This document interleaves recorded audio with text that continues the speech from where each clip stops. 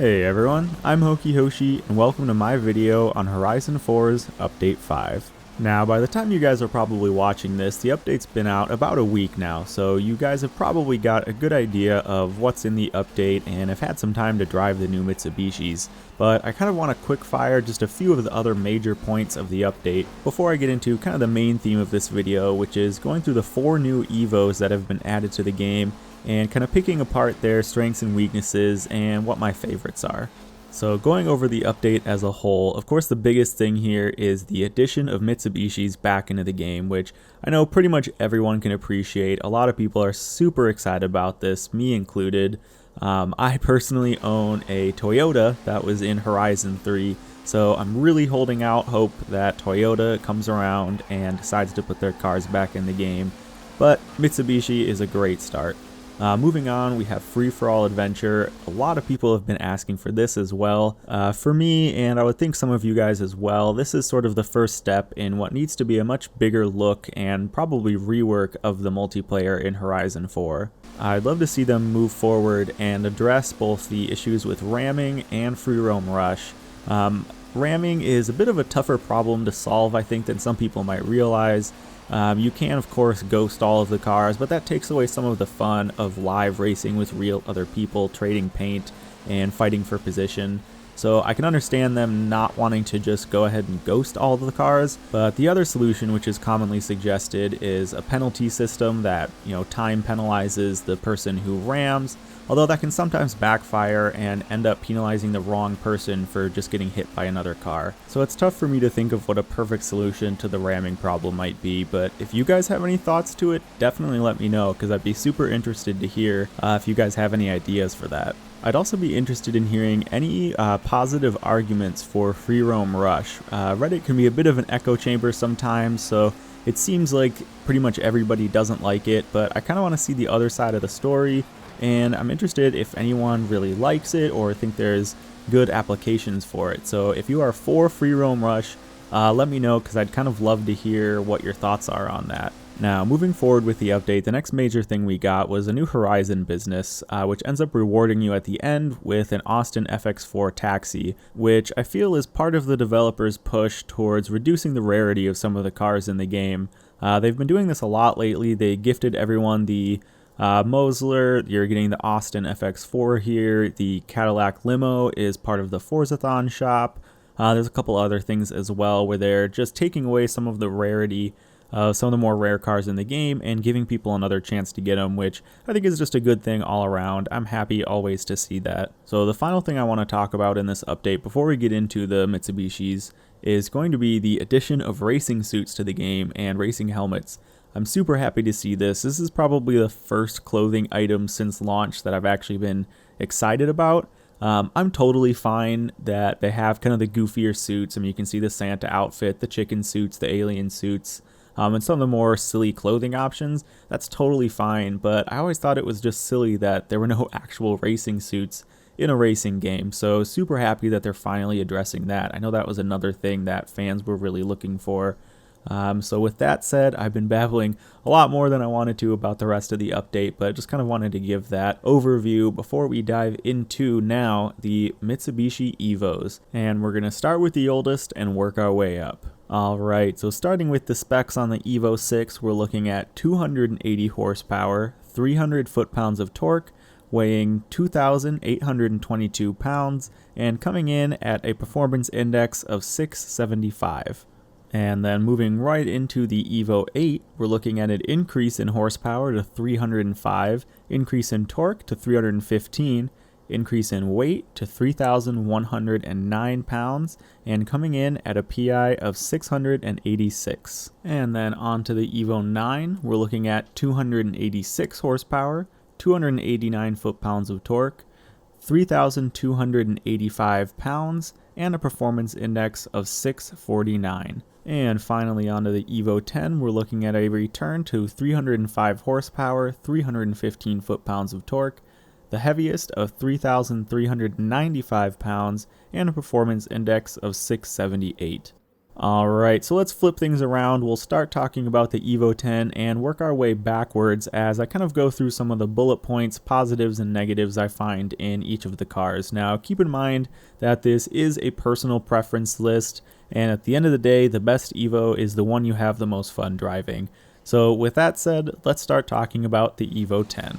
So the first and probably biggest positive thing I have to say about the Evo X is it has a phenomenal gearbox. The car shifts almost instantly, better than most other cars in the game save for some of the supercars, and that's huge for pretty much any type of driving. The second biggest thing about this car for me was its weight. It's by far the heaviest of the Evos and just kind of a heavy car in general.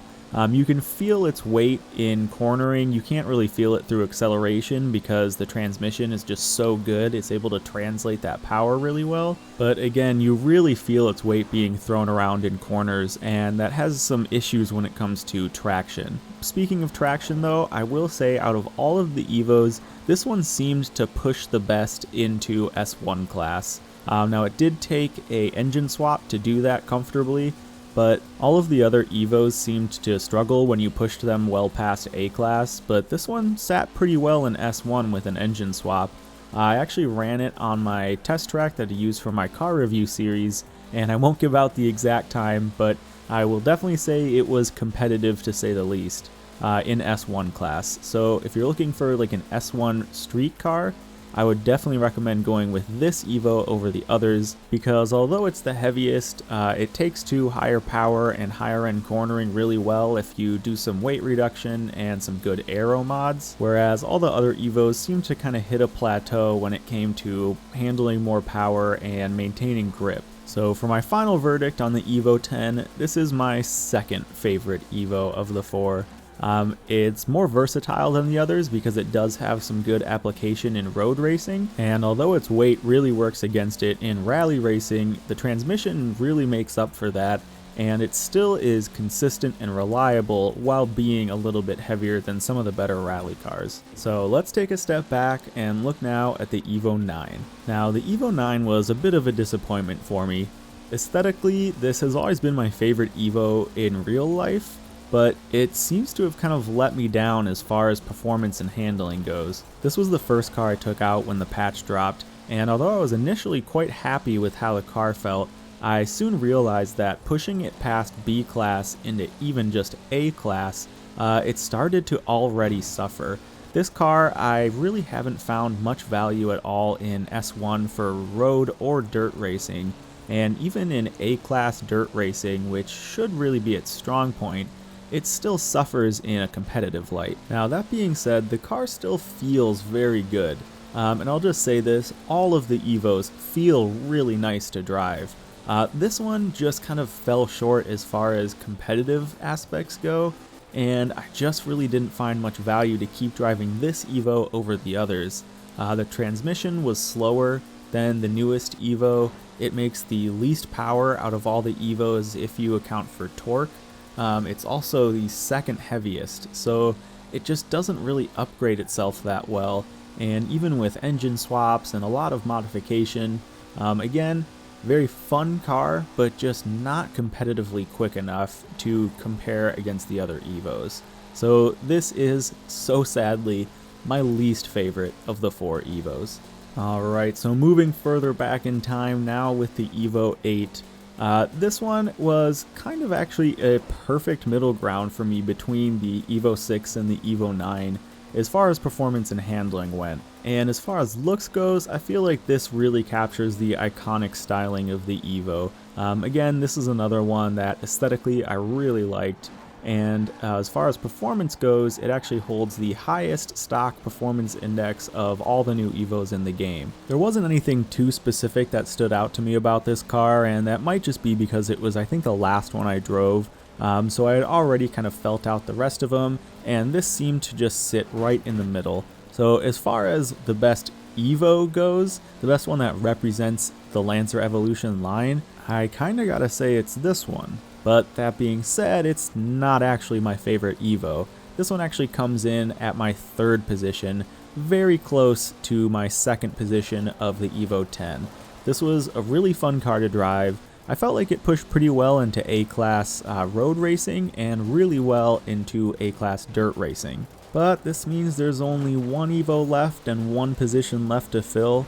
That means that my favorite Evo of the four is the Evolution 6. This car, although in my opinion only pushing comfortably into A-Class, is an absolute beast at dirt racing and has taken over the 22B as my favorite off-road rally car. It's really light and makes great power on an A-Class tune. The balance between over and understeer and grip and drift on something like a gravel or snowy road was just perfectly dialed in, and I really didn't need to play with the tuning or go to any extremes. It just naturally handles incredibly well. The Evo 6 managed to hit this perfect point of not feeling like I had to wrestle control of it or figure out how to drive it, but it felt like just an extension of my thoughts to drive the car, and I know that seems a little bit hyperbolic, especially considering we're just driving pixels in a video game through an Xbox controller.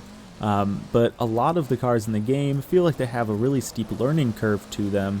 And then after you spend, maybe 5 or 10 hours with the car, you really get a feel for it. But this car right out of the box just felt so natural to drive. It did exactly what I wanted to. And not only does it feel good to drive, it's really quick. I went back to some of my rival scores that I had set in my 22B and absolutely destroyed them with this car. So in summary, the Evo 6 makes for a phenomenal off-road rally car in A-Class and has some merit on-road as well. It's the only Mitsubishi so far that's made its way into my favorites list. And with that said, that just about wraps it up for my video on Horizon 4's Update 5 and a review on some of the new Mitsubishis added to the game. Now, future stuff for the channel real quick. I am actually headed out of state for a little while to help build an aquarium, of all things. So I'm going to see if I can try and fit a tuning quickie or maybe a car review before I head out of town. And then finally after that, I know I've been teasing this one for a while, I have a big long form guide that's taken me a little bit longer than I thought it was going to. That is going to be definitely 2 videos from now. No excuses on that one, so that's coming soon. After that, I have a little bit of change of pace for the channel. To spoil things a bit, I'm getting a new car, and it's not exactly a sports car, but I'm going to be doing some interesting things with it, some things that I don't really think have ever been done. So I'm going to kind of demo that on the channel, and I'm sorry for kind of teasing you guys without talking at all about what I'm actually doing, but I don't want to reveal too much before I actually get the car. So that is coming probably within the next month or 2 as well. Really excited to start documenting that. So we're going to start doing some real life car things on the channel pretty soon. I do still have another sporty car. Some of you that have looked at my channel banner probably know what that is. That is actually a pretty old photo of the car, but it's winter here. I don't have a garage at the moment, so I can't really do too much to the car. But spring is coming. I'm getting this new car. So we're going to be mixing a little bit of Forza content with some real life stuff as well. And kind of like with my drifting video, I'm going to try to merge the two so that if you're watching some of the real world content, it still applies to Forza and there's still some kind of cool connections there. So look forward to that. I'm interested to see what you guys are going to think about this new content.